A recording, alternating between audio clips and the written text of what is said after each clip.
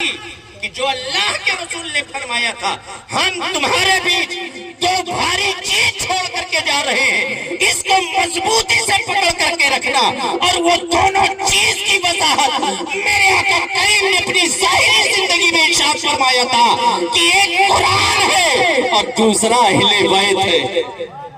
ایک قرآن کو چھوڑ کر کے جا رہا ہوں، ایک اہل بیت کو چھوڑ کر کے جا رہا ہوں، ان دونوں کو مضبوطی سے پکڑ کر کے رکھنا۔ تو کسی مولوی کی، کسی ملا کے بات کی ماننے کی ضرورت نہیں ہے، قرآن کی بات ماننے کی ضرورت ہے۔ اور قرآن میں اللہ رب العزت ارشاد فرماتا ہے الا ان اولیاء اللہ لا خوف علیہم ولا هم يحزنون، بے شک اللہ کے ولیوں کو نہ کوئی خوف ہے نہ کوئی غم ہے، الذین آمنوا وکانوا یتقون، جو ایمان لائے اور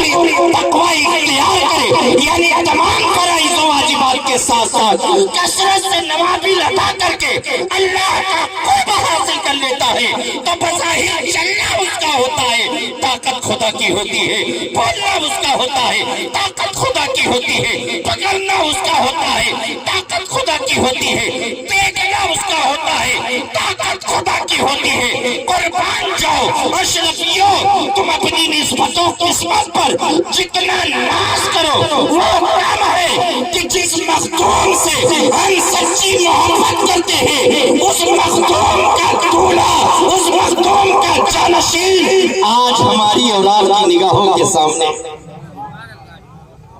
پاک کا جانشین آج ہماری نگاہوں کے سامنے۔ اب ضرورت ہے کس بات کی؟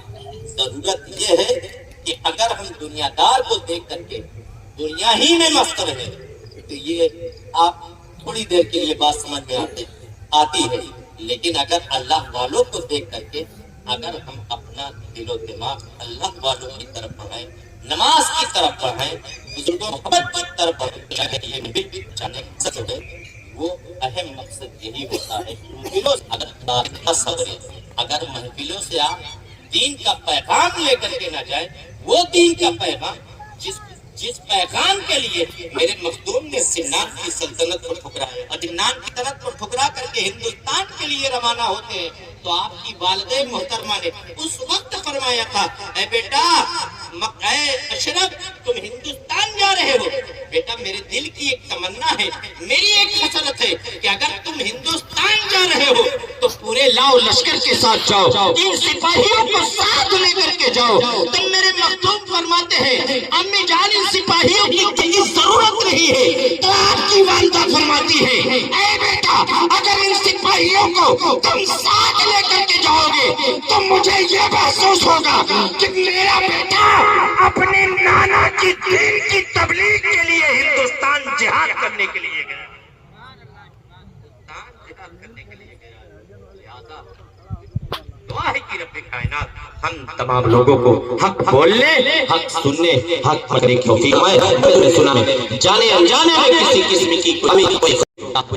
اسے معاف فرمائے، اور جانشین مخدوم سمنا کے وسیلے سے اللہ رب العزت ہمارے اور آپ کے کل عطا فرمائے۔ استغفر اللہ ربی من کل ذنب واتوب الیہ، کمشت لا الہ الا اللہ محمد رسول اللہ۔ کھڑے ہو کر کے صلاۃ والسلام پڑھ لیں۔ یا نبی سلام علیکہ